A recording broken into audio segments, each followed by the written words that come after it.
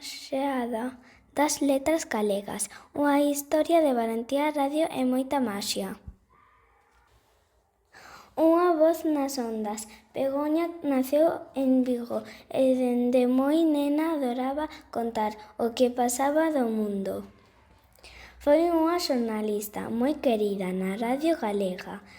A través do seu micrófono falábanos de cultura e música, defendendo sempre a liberdade e o respecto por todas as persoas.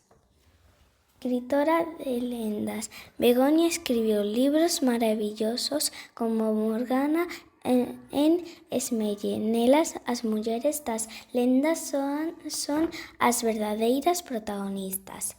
Ela quería que souberamos que as mulleres sempre foron fortes e valentes, capaces de cambiar o destino coas súas decisións.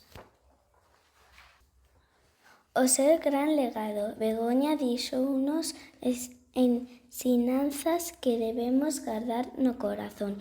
Igualdade, todos temos o mesmo valor.